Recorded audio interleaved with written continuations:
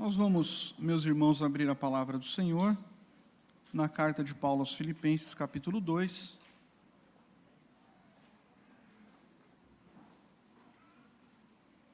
E vejamos, então, o que diz o apóstolo Paulo nesse trecho de sua carta.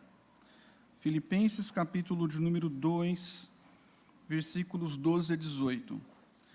Irmãos, a Bíblia, como vocês sabem, ela é um conjunto de livros. E dentro desse conjunto de livros, há 13 cartas que saíram da pena do apóstolo Paulo, que foram escritas pelo apóstolo Paulo.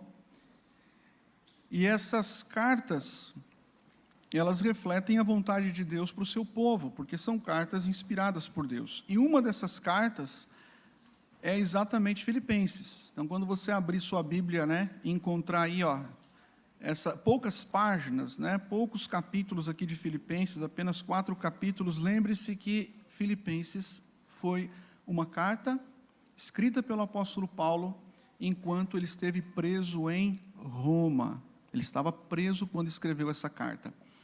E essa carta, obviamente, ela traz ensinamentos para a nossa vida, porque a palavra de Deus, ela é permanente. Diz assim a palavra do Senhor, Filipenses capítulo 2, versos 12 a 18.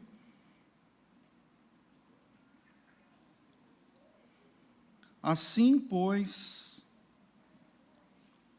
amados meus, como sempre obedecestes, não só na minha presença, porém muito mais agora na minha ausência, desenvolvei a vossa salvação com temor e tremor.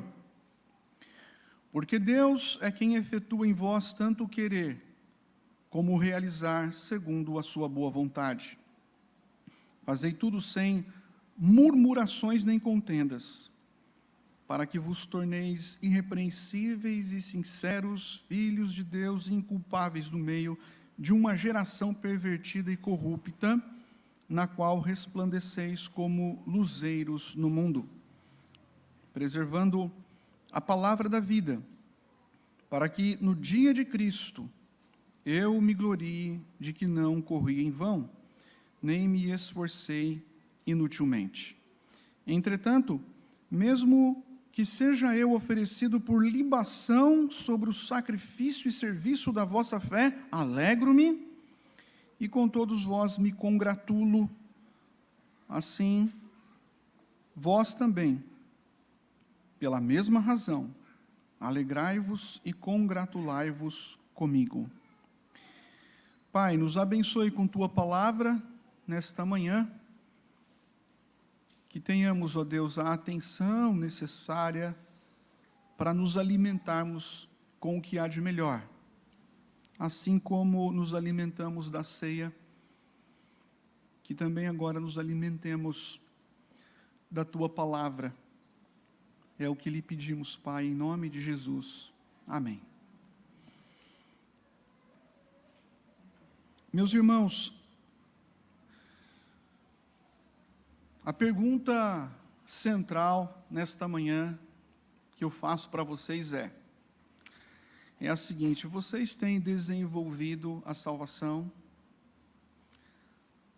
Você tem desenvolvido o presente que você recebeu por graça das mãos de Deus? Porque Deus te presenteou com algo muito bom, que jamais você poderia comprar, nem por ouro, nem por prata, nem por obras, nem por moralidade, nem por filosofia de vida. Deus te presenteou com algo valiosíssimo, a salvação. Mas essa bênção vem acompanhada de uma grande responsabilidade, que é o desenvolvimento da salvação. Eu quero pedir para que você volte o seu olhar novamente para o texto bíblico, e antes de lermos aqui e voltarmos ao versículo de número 12, eu queria só fazer aqui uma breve recapitulação. O apóstolo Paulo, meus irmãos, aqui no capítulo 2, versículos 1 a 4, ele começa encorajando aquela igreja a viver em unidade, à igreja de Filipos. Lembrando, Paulo está em Roma, se passaram pelo menos 10 anos, desde que ele esteve ali em Filipos. Ele recebe notícias acerca da igreja, por meio de um homem chamado Epafrodito, e então ele resolve escrever essa carta. E ele descobre que havia alguns problemas naquela igreja. Por isso, no capítulo 2, versos 1 a 4, ele encoraja aqueles irmãos a viverem em unidade. Havia algumas discórdias, algumas divisões entre eles. E o interessante é que Paulo apresenta, no capítulo 2, nos versículos 5 em diante, o caminho para a humildade. Aliás, ele apresenta a humildade como o caminho para a unidade. Ele vai mostrar que sem humildade não há unidade. Sem humildade não há bons relacionamentos. Sem humildade a igreja se divide. E ele utiliza o próprio Cristo como o exemplo máximo de humilhação e humildade. É quando ele diz assim: tende em vós o mesmo sentimento que também houve em Cristo. Vocês devem viver unidade. O caminho da unidade é a humildade. E se vocês querem saber o que significa ser humilde, olhem para Cristo. Porque Cristo, sendo Deus, ele se esvaziou de si, não se apegou à sua posição gloriosa, mas se fez homem, viveu como servo e foi obediente até a morte de cruz. Então, Paulo, vivam de forma humilde, para que vocês possam desfrutar dessa unidade no corpo de Cristo. E agora, no capítulo 2, versos 12 a 18, o apóstolo Paulo, ele se volta para um aspecto muito importante acerca da nossa vida e da caminhada cristã. É o que chamamos de desenvolvimento da salvação. O apóstolo Paulo, ele vai aqui, meus irmãos, mostrar que nós, considerando a obediência de Jesus Cristo, devemos também ser obedientes e devemos cumprir a vontade de Deus em todas as áreas, inclusive nesse aspecto central, que é o desenvolvimento da nossa salvação. Então, a ordem está aqui no versículo de número 12. E eu leio novamente, meus irmãos, o texto que diz assim, olha lá, verso 12. Assim, pois, amados meus, como sempre obedecestes, não só na minha presença, porém muito mais agora, na minha ausência, desenvolvei, aí está a ordem, desenvolvei a vossa salvação. É interessante porque Paulo diz assim, olha, enquanto eu estive entre vós, não faltou zelo pela prática da obediência, vocês foram obedientes. E quando eu saí de entre vós, a obediência continuou, vocês continuaram sendo zelosos, desejosos em obedecer. E agora eu estou distante, agora eu estou preso em Roma. E eu lanço mais uma ordem, olha como vocês me obedeceram quando eu estive presente, continuaram obedecendo quando eu estive ausente, e agora distante e ausente, eu deixo essa ordem. A ordem é: desenvolvei a vossa salvação. E aí surge a grande questão, né? Bem, se eu recebi a salvação pela graça de Deus e sou herdeiro da vida eterna, como eu posso desenvolvê-la? E aí a gente vai descobrir algo muito importante. Na Sagrada Escritura, a salvação, ela deve ser entendida em 3 tempos. Tempo passado, tempo presente e tempo futuro. Quando nós pensamos na salvação, meus irmãos, no tempo passado, nós nos lembramos da nossa conversão. Deus no passado, Ele nos salva da culpa do pecado, Deus nos justifica, Deus nos perdoa, Deus nos sela com o seu Santo Espírito, e assim passamos a pertencer a Ele para sempre e sempre. Nós chamamos isso de justificação, é a salvação sendo considerada no tempo passado. Mas no tempo presente, Deus nos salva do poder do pecado, e chamamos de santificação. Nesse sentido, Deus está continuamente transformando o nosso ser interior.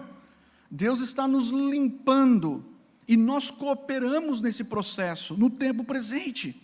É por isso que Paulo diz, desenvolvei a vossa salvação. Nós estamos sendo libertos diariamente da prática do pecado, e no futuro seremos salvos. Salvos do quê? Da presença do pecado. é a glorificação. O pecado será definitivamente extirpado da nossa vida e nós nunca mais iremos pecar contra o Senhor.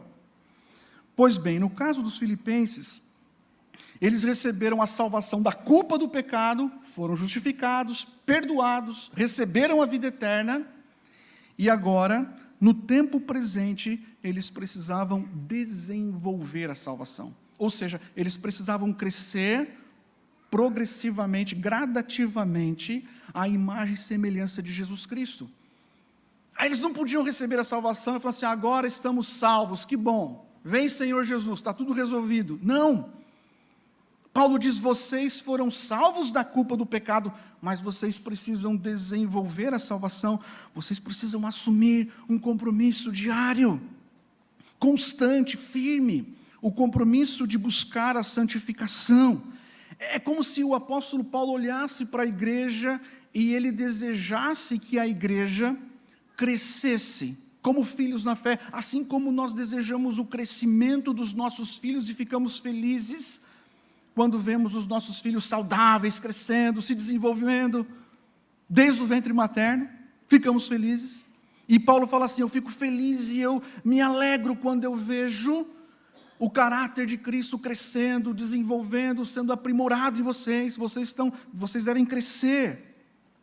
Então, veja bem, meus irmãos, ninguém aqui pode trabalhar para conquistar a salvação, porque a salvação da culpa do pecado já foi conquistada lá na cruz do Calvário pela obra do Senhor Jesus Cristo. Mas eu e você, no tempo presente, precisamos trabalhar, arregaçar as mangas e trabalhar na palavra, trabalhar na oração, trabalhar em relação à comunhão no corpo de Cristo, ao serviço da igreja.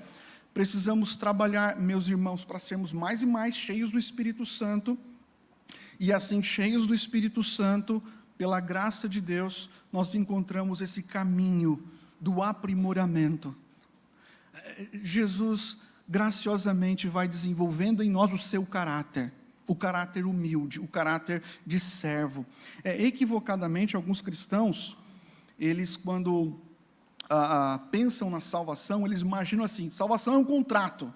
Deus apresenta assim para você, olha, você vai receber aqui a vida eterna, o perdão, você vai receber aqui a justificação, você vai entrar no céu, aqui está o contrato. Qual é o meu papel? Meu papel, como pecador, é apenas assinar esse contrato e está tudo resolvido e eu não preciso fazer absolutamente mais nada. Basta eu concordar e assinar o cartão e a minha vida está completamente resolvida. Porém, como eu disse há pouco, todas as bênçãos da cruz, elas vêm acompanhadas de responsabilidades. E meus irmãos, quanto maior a bênção, maior a responsabilidade.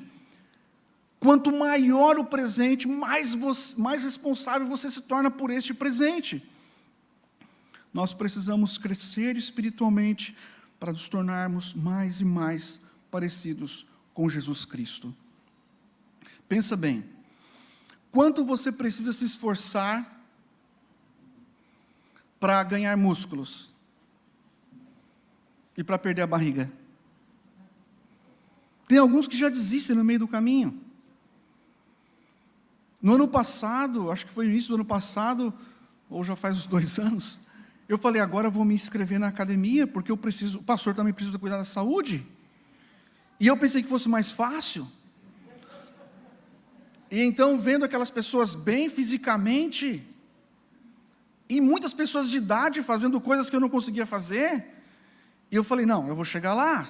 E aí passou 1 semana, 2 semanas, 3 semanas, meus irmãos, chegou uma hora que eu desisti.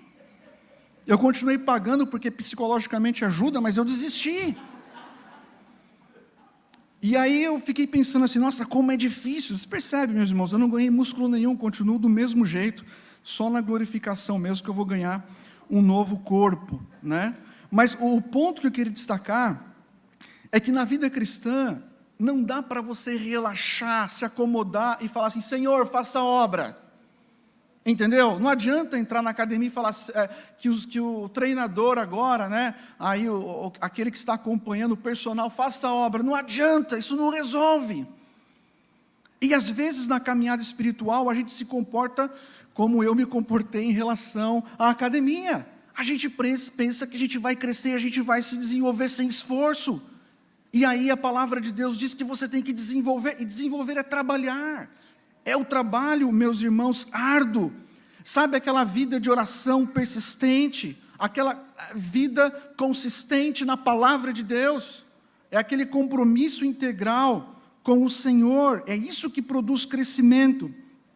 E às vezes, o que acontece é que nós olhamos muito para os outros e esquecemos de olhar para nós. Não importa o que os outros estão fazendo ou não estão fazendo, o que realmente importa é que você gaste mais tempo e mais energia concentrada na busca da santidade pessoal, porque senão você não ganha esses músculos da fé, senão você só ganha peso e barriga, né, espiritual, mas você não ganha músculo, você não é forjado, você não se desenvolve, você não amadurece. Então, meus irmãos, nós precisamos, pela graça de Deus, entender que o presente que Ele nos deu vem acompanhado de responsabilidades. É por isso que Paulo diz: desenvolvei a vossa salvação. Não dá para cruzar o braço e falar: Senhor, muda aqui o meu corpo. Não, não dá. Tem que se envolver. E aí você pergunta assim: pastor, como que ocorre esse desenvolvimento? Como que é? Como que funciona? E aí Paulo diz algo muito importante. Ele coloca assim, no versículo de número 12, desenvolvei a vossa salvação. Duas coisas, ele coloca temor e tremor. Então veja, o desenvolvimento da sua salvação, esse crescimento progressivo, gradativo à semelhança de Jesus, ele é impulsionado pelo temor e pelo tremor. Isso é muito importante, meus irmãos, porque, veja, aquele temor reverente que há em nosso coração, e que o próprio Deus implanta em nosso coração, é o temor que nos faz, assim, levar Deus a sério. É o temor que gera em você aquela percepção da realidade, da presença de Deus, e você começa a pensar assim: nossa, Deus, Ele é real, e Deus, Ele está presente, e esse Deus, além de ser real, estar presente, Ele é santo, Ele é justo, Ele é reto. Esse Deus, Ele não tolera o pecado, e esse Deus nos ordena em sua palavra que os seus filhos devem crescer em santidade. Então veja, quando você toma consciência da santidade de Deus, isso gera um santo temor, e esse santo temor, por saber que o Deus a quem você serve, Ele é fogo consumidor. Quando você ganha consciência de que o Deus a quem você serve não é um vovô que está lá no céu, sentado numa cadeira de balanço, mas Ele é fogo consumidor, Ele é um Deus justo que não tolera o pecado, e aí nós, tomados por essa reverência, a gente rompe com o comodismo e a gente parte para fazer o que de fato precisamos fazer. Há uma passagem que eu gosto muito, que está em Isaías capítulo 66, é o versículo 1 e 2. Veja, meus irmãos, veja o que diz a palavra do Senhor. Isaías capítulo 66, versos 1 e 2. Assim diz o Senhor: o céu é o meu trono, e a terra o estrado dos meus pés. Não se esqueça, nós estamos no céu ou na terra? Na terra. A terra, diz o Senhor, é estrado dos seus pés. Que casa me edificareis vós? E qual é o lugar do meu repouso? Porque a minha mão fez todas estas coisas, e todas vieram a existir, diz o Senhor. Aí você pergunta: para quem Deus vai olhar então? Porque nós somos todos pecadores e nós estamos sob os pés do Senhor. E para quem o Senhor vai olhar? E Ele finaliza dizendo assim: mas o homem para quem olharei é este. Aí você fala assim: eu quero, olha para mim, Senhor, eu estou aqui. Sabe para quem Deus olha? Diz aqui o texto: o aflito e abatido de espírito, e que treme diante da minha palavra. Treme diante da minha palavra. Temor, meus irmãos, e tremor impulsionam os filhos de Deus no caminho da santidade. Quando Isaías teve aquela visão da glória no templo, diz o texto que ele disse assim: ai de mim, estou perdido. Ele caiu prostrado. Temor e tremor foram infundidos no seu coração. Quando o apóstolo João, lá em Apocalipse, tem aquela visão gloriosa do Senhor Jesus, diz o texto que ele caiu com o rosto em terra. Temor e tremor tomaram conta do seu coração. Estas coisas nos impulsionam no caminho da santidade. Veja, talvez nós não tenhamos tanto compromisso com a santidade, com essa vida reta, com esse desejo de buscar mais a Deus, porque talvez esteja faltando o temor em nosso coração.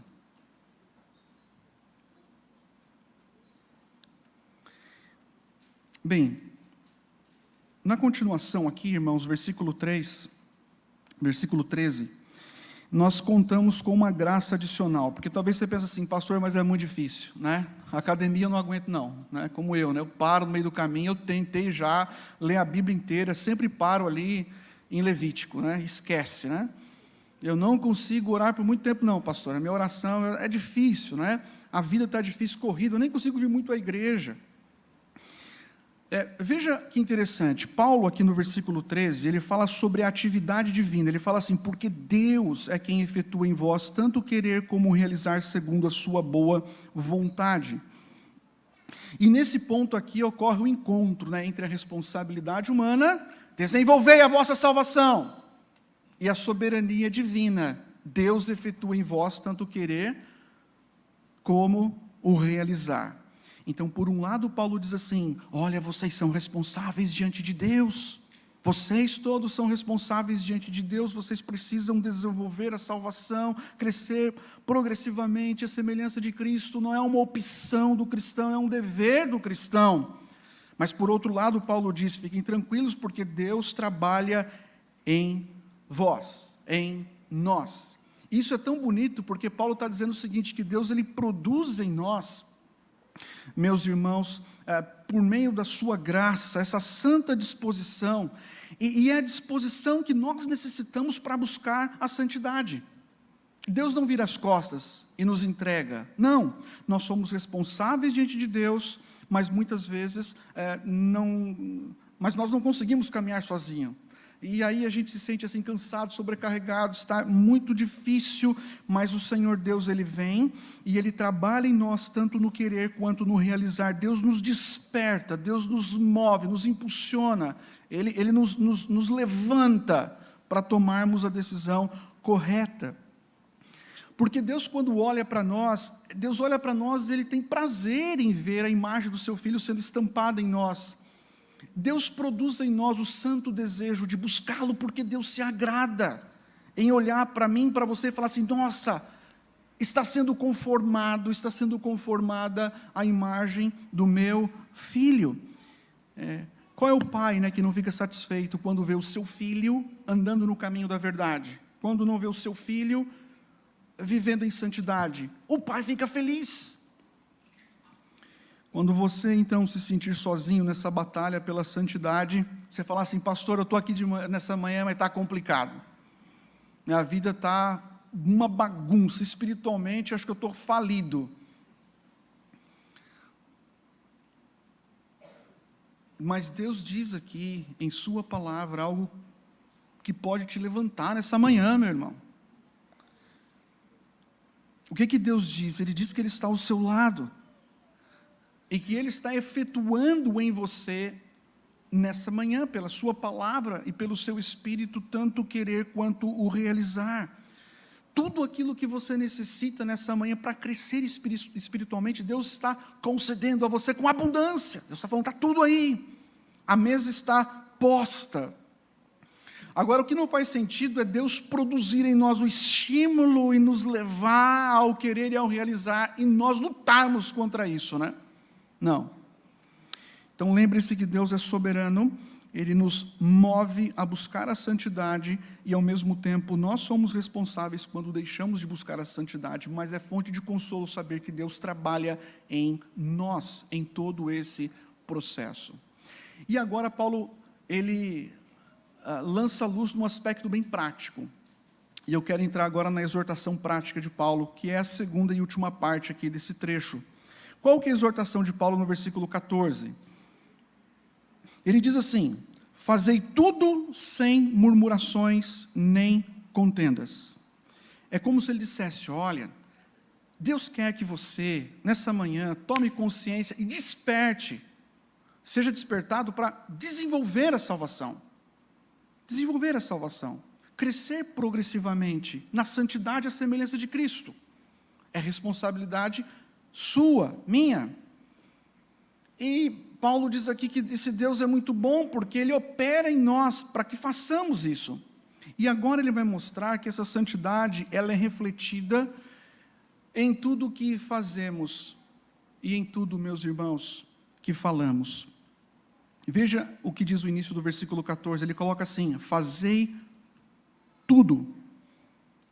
Tudo que Deus nos chama para fazer nessa vida, na família, na escola, na faculdade, no trabalho, tudo que Deus nos chama para fazer nesta vida, na criação de filhos, no cuidado do lar, lavar louça, lavar roupa, tudo que Deus nos chama para fazer nessa vida, na igreja, meus irmãos, absolutamente tudo deve ser feito sem murmuração e sem contenda. Murmurar é resmungar.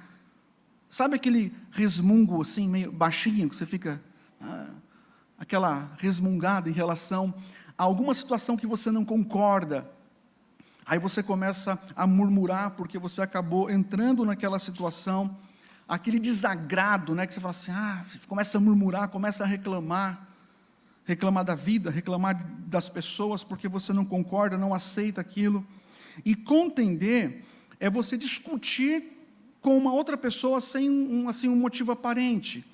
E infelizmente há pessoas que sentem uma necessidade de questionar tudo, né? Uma necessidade de criticar tudo. Sempre olham para o lado negativo, sempre apontam, né? Nunca conseguem enxergar alguma coisa boa. Isso fora da igreja e às vezes dentro da própria igreja, né? Do berçário até o conselho, sempre questionando. Aí você fala assim, pastor, mas a gente não pode questionar? É claro que a gente pode questionar. Podemos questionar. Irmãos, nós não somos proibidos de questionar e de levantar pontos, e às vezes até criticar, manifestar o nosso descontentamento, mas a gente precisa vigiar a atitude do nosso coração, avaliar a motivação. Por que estamos fazendo tais comentários? Por que estamos resmungando? Por que estamos reclamando? Onde de fato queremos chegar?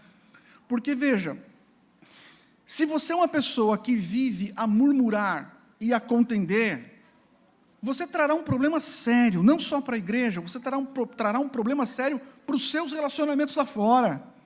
E pior, a sua vida será uma vida que não vai refletir o brilho de Cristo.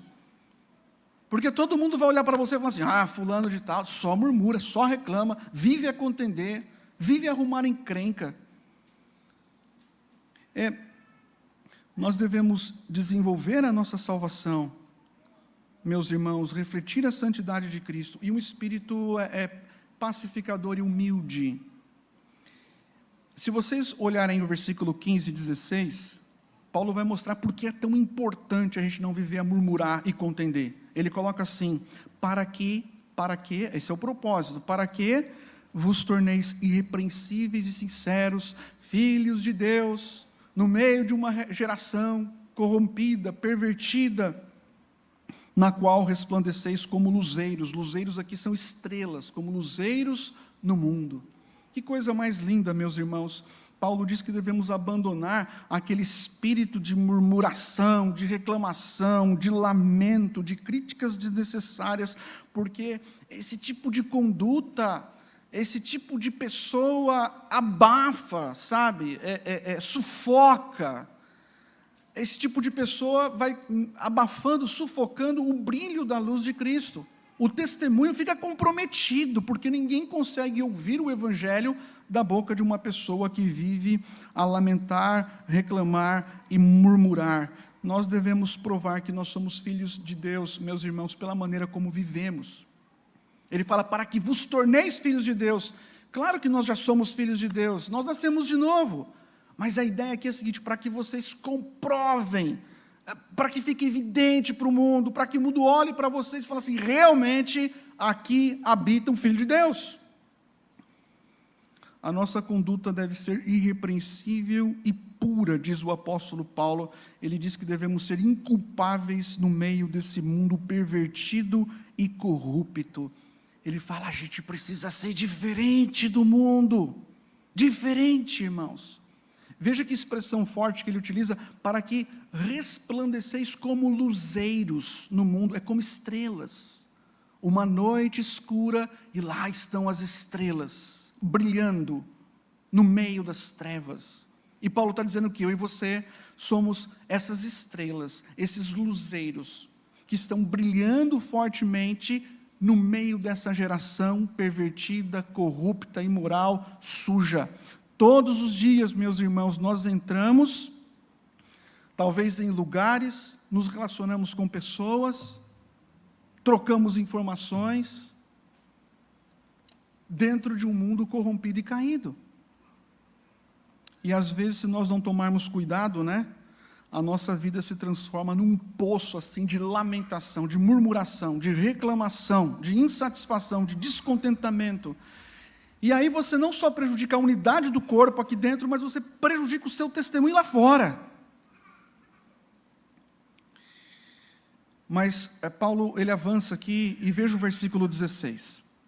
Ele vai dizer que nesse mundo de trevas, o cristão desenvolvendo a salvação, refletindo a luz de Cristo, ele deve fazer mais uma coisa. Ele fala assim, preservando a palavra da vida, para que no dia de Cristo eu me glorie de que não corri em vão, nem me esforcei inutilmente. Eu acho tão bonita também essa expressão, preservando a palavra da vida, que é a palavra de Deus. Hebreus capítulo 4 diz que a palavra de Deus é viva e eficaz. Então a palavra de Deus é o evangelho de Cristo.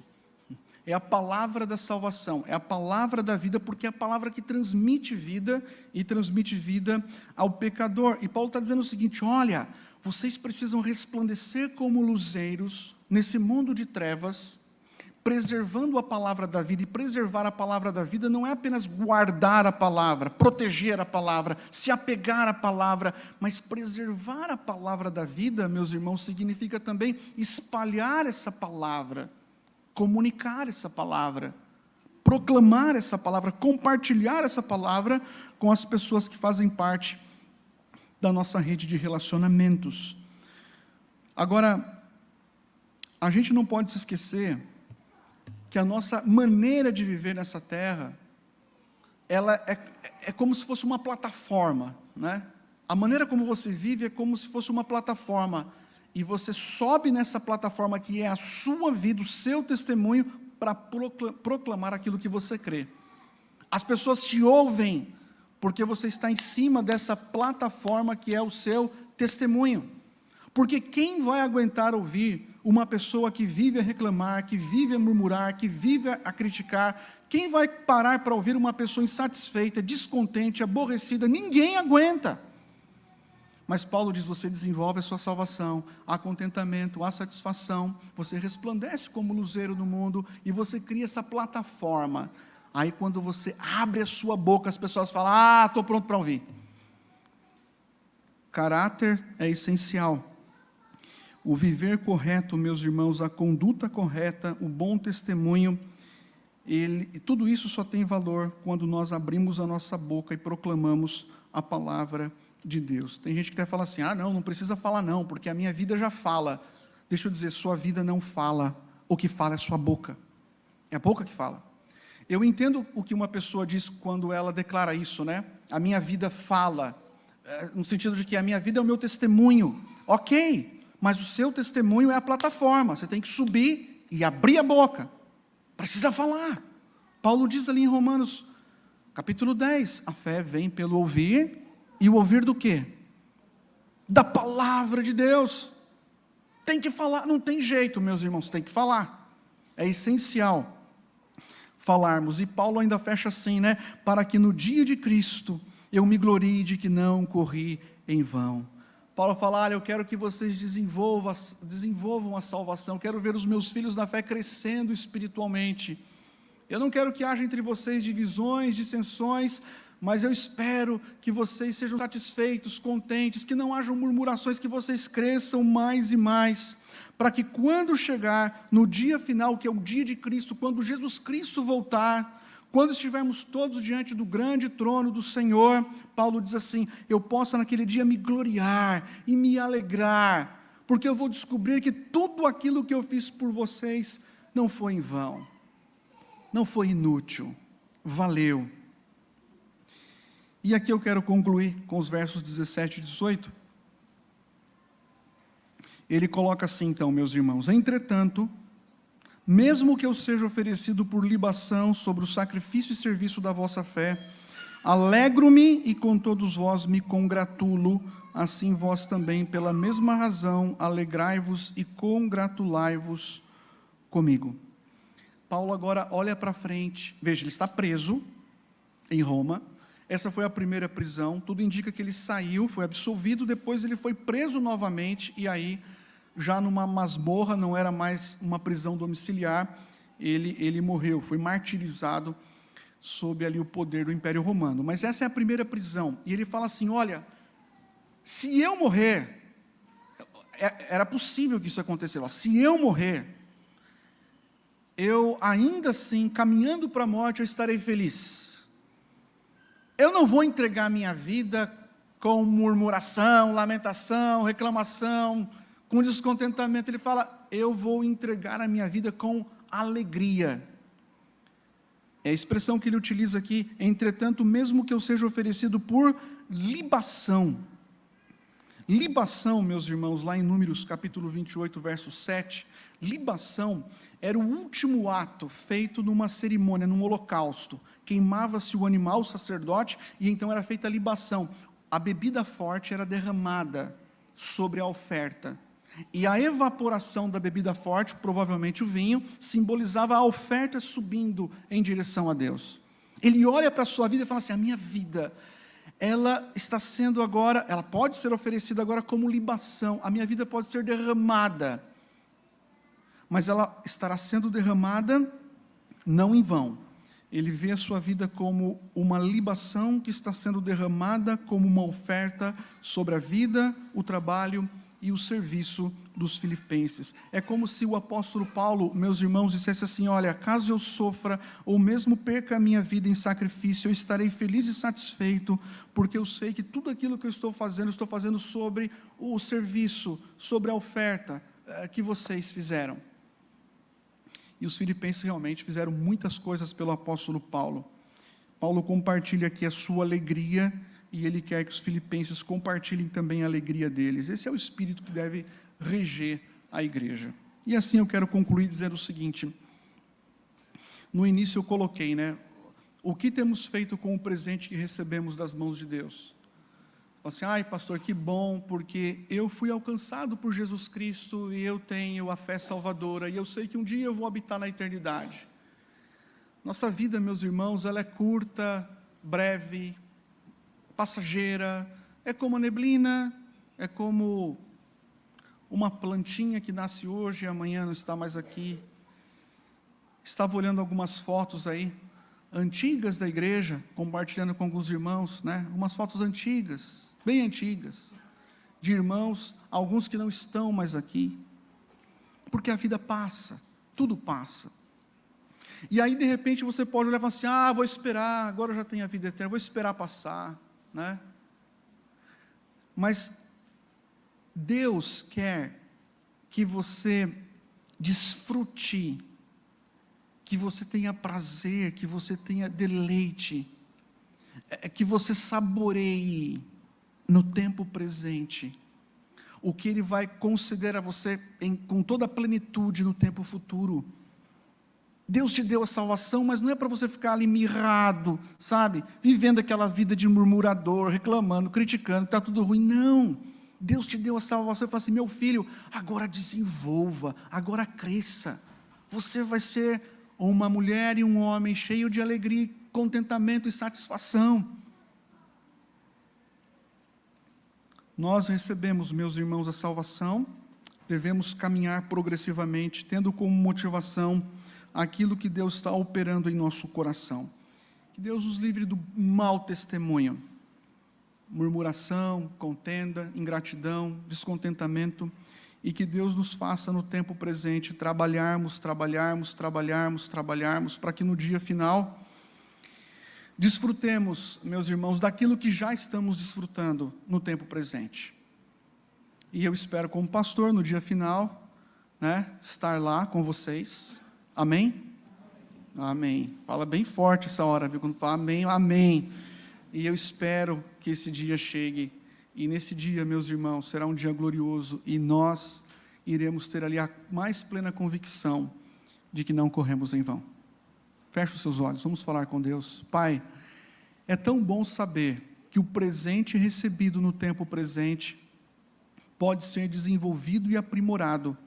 É tão bom saber, Pai, que a salvação, essa graça bendita que emana da cruz, ela pode ser aperfeiçoada progressivamente. Nós queremos nos parecer, ó Deus, mais com Cristo. Há tantos modelos neste mundo, e às vezes vemos, Pai, cristãos buscando modelos fora da igreja. Pessoas que idealizam apenas conquistas terrenas, materiais, e se esquecem do essencial. Ó Deus, em nome de Jesus, nos desperte nessa manhã, para que foquemos o nosso coração naquilo que realmente importa, naquilo que vai permanecer para toda a eternidade, porque não há nada melhor do que desfrutar, ó Deus, dessa bendita salvação no tempo presente. Não há nada melhor do que sermos conformados, ó Deus, à imagem de Cristo. Afinal, nós fomos criados para sermos semelhantes a Cristo. Abençoa, Pai, o teu povo, a tua igreja, nos leve a um degrau acima em nossa caminhada cristã, nos mova nesta manhã, Pai, nos faça olhar para a nossa vida, para a nossa família. Perdoe, ó Deus querido, perdoe, libere, Pai, por graça o teu perdão pelas muitas vezes em que fomos sonolentos, indolentes, pelas vezes, ó Pai, em que ficamos adormecidos na caminhada, pelas vezes em que fomos envolvidos pelas coisas do mundo e esquecemos completamente das coisas eternas. Ó Deus, quebra o nosso coração e nos desperte, Pai, para a glória, honra e louvor do teu nome, que o teu povo saia daqui despertado e pronto para fazer o que precisa ser feito. No nome precioso e santo de Jesus que oramos. Amém.